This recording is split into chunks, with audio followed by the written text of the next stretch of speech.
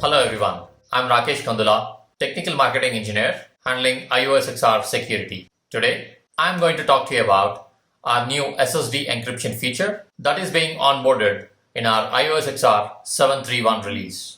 Most of you must be aware of our iOS XR Type 6 encryption feature already. It helps encrypting passwords and key strings to provide runtime data protection. However, we now have a lot of scenarios to provide data at rest protection. There could be a scenario like a router theft from a remote cell site tower, or maybe there could be a service or a RMA scenario of a router, or it could be an unauthorized swapping of hard disk between cards, and lastly, maybe a scenario of router decommissioning. Whatever be the case, the common threat across all these is the risk of someone potentially trying to steal the sensitive configuration data from the disks. So to help protect our customers against these kind of threats, we are now onboarding a disk encryption feature which provides data at rest protection for sensitive data like running configuration. This feature comes with encryption key that is generated inside the Trust Anchor module, and the encryption key is also protected within the chip.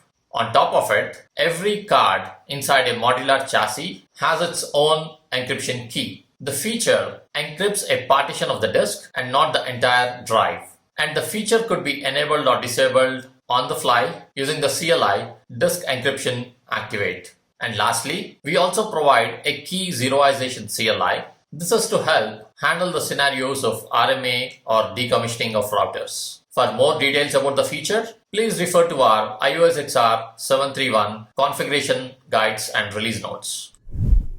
X509v3 certificate-based SSH authentication feature. This is being introduced in our iOS XR 7.3.1 release. As most of you might already be aware, Cisco's iOS XR routers already support authentication with username and password or RSA tokens. With this feature introduction, you no longer have to do username and password management or token management. Instead, end users can just present their X509v3 certificates for authentication. For authorization, you could either use local or a remote TechAX server as well. The entire implementation is RFC 6187 compliant. So let's now take a look at the overall workflow. As you see here, an end user trying to log into an iOS XR router, which is acting as a SSH server. The user starts by first presenting their X509v3 certificate for authentication. Once the local authentication passes, the authorization request in this case is sent to a remote authorization server. Once the username is validated on the server and the appropriate privilege level is returned back to the router, the access is opened up for the end user.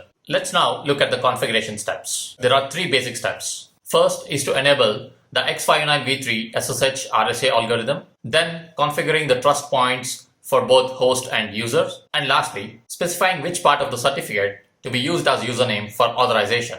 Finally, for the actual CA enrollment, this is something supported by iOS XR already, and any existing config guides can help you with a CA enrollment. Now let's look at the verification steps. As you'll notice here, the X509v3 SSH RSA is listed under the host key algorithms. Then the certificate-based option is enabled as yes, and you can see the trust points configured for both the host and the users. Coming to the restrictions of the feature, this is supported only for iOS XR devices acting as SSH servers, but not as SSH client. There is no support for OCSP8, but revocation status of certificates can be checked by CRLs. Up to 10 user trust points are supported, and there is a limit on certificate chain length as 9. Thank you.